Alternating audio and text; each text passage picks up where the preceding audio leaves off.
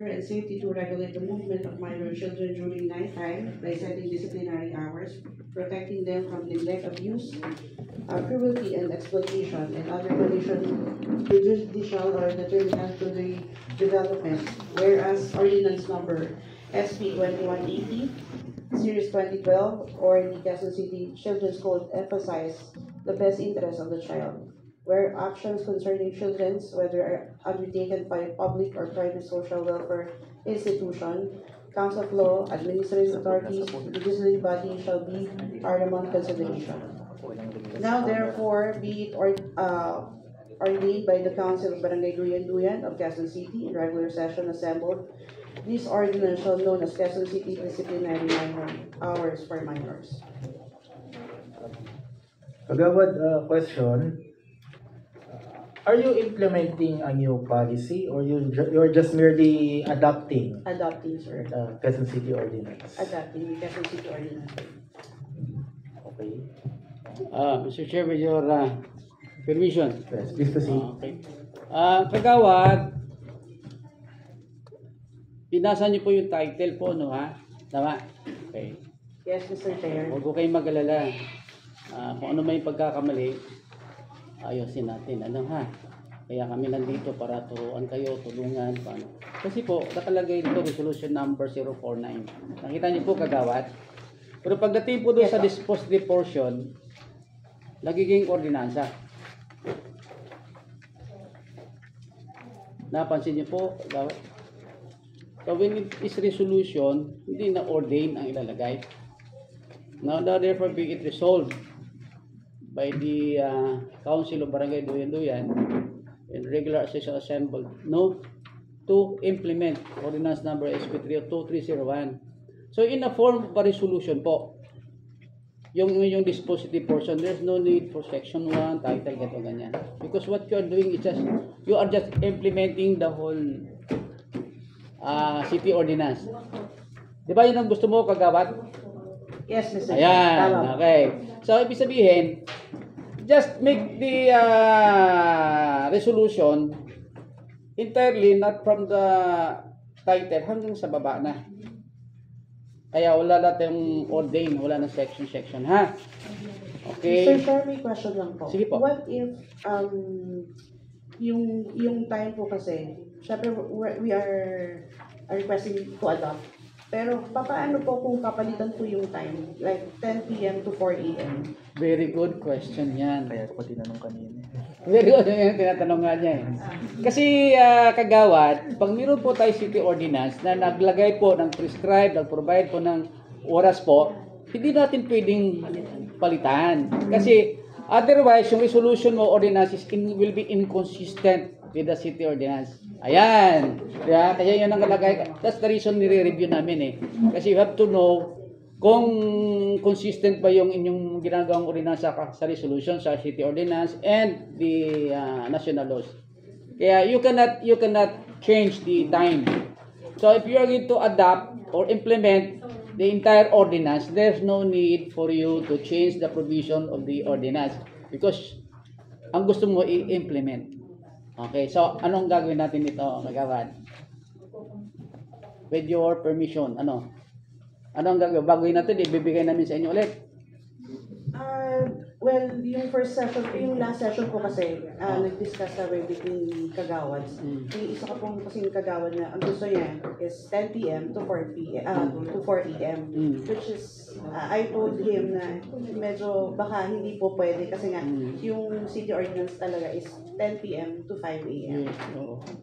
Yun lang po. Pero, sige po, we will revise it po. Yan, ayusin na lang po. Oo. So, ang intention mo, resolution o ordinance? Ordinance, resolution, sir. Resolution. So, ang gagawin natin ngayon dito, i-defer namin. Yes, sir. You submit. The new one. Sige po. Ha? Yes, sir. Okay, with the conformity, Mr. Chair. Ano, Kapitana? Okay, with the conformity of the Punong Barangay and the proponent, Mr. Chair, I move that we defer consideration of resolution number 049 of Barangay Duyan. There's a motion for the deferment of resolution number 049, series of 2024 of Barangay Duyan with the conformity of the barangay, duly seconded. Said barangay resolution is hereby deferred. Mayos ka. Next is resolution number 055, series of 2024. Barangay resolution imposing omnibus parking regulations and traffic scheme within the territorial jurisdiction of Barangay Doyan-Doyan and providing fine penalties thereof. Barangay Monasterio. Mr. Chair, Yes. before the Punong Bagay proceed, I would like to acknowledge the arrival of Attorney Ceballos, the representative of Attorney Anton Reges, Councilor of District 3. Yes. Good morning, Good morning, Attorney. Mr. Chair. Thank you, sir. Okay, so, Punong Barangay Monasterio. Yes, please proceed. Yes, again, this is a barangay resolution imposing omnibus parking regulations and traffic scheme within the territorial jurisdiction of Barangay Doyan-Doyan and providing fine penalties thereof. So, I already noticed it should be barangay ordinance. Kapitana, sino po sponsor nito? Can I pass the mic to my council? Sige po. Yes, please proceed. Good morning. Sir, we would just like to apologize, no, considering that the resolution was sent here, was approved last August 2024. You are Kagawad. Kagawad Kabugaw po. Opo. First time po dito sa committee. Yes, sir. Yes, sir. Okay, welcome po Kagawad. I So- hope you will be here every time na maganda kami ng committee hearing. Okay, so you can proceed na po So, Kagawad. we would like to seek for the deference of this resolution because there is already a revision made by Kagawad Guevara also.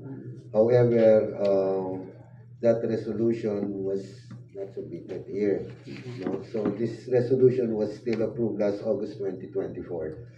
So, we will be submitting that new resolution in the coming days. So you are moving for the deferment of Yes, this. sir. Yes, sir. Before we act on your motion, Kagawad, reminder lang po, no, kapag ganito mga traffic schemes, kailangan po ito may public hearing. And there should also be a proof of public hearing, meaning activity report, attendance, pictures. And there must also be a dry run conducted by the barangay. And kailangan din po ng report tungkol sa naging results ng dry run na yun. And you also need to seek the favorable written approval of the Transport and Traffic Management Department. Okay, so did you get that? Yes, sir. Actually, this was already discussed during our barangay assembly, wherein the residents were asking us to close down the two streets, considering it's being traveled by these jeepneys and mausok, maingay, and very dangerous to children. So, well, we will be making those recommendations, sir. So, before submitting the resolution. Okay, thank you, Kagawad. Okay, may sasabihin pa kayo, Kapitana? Wala na po. I just want to hear your remarks. So Kagawad, being one of the proponent and with the conformity of Kagawad, this like Yes, sir. Guevara. So you are now asking to return this one. Yes, sir. So can you make a request, formal request to withdraw? Yes, sir. Now, sir. Opo. Para balik ko namin sa inyo. Yeah. So, May I request to withdraw? Come on po. so may I request from this committee to withdraw this resolution, number 55, series 2024. Okay.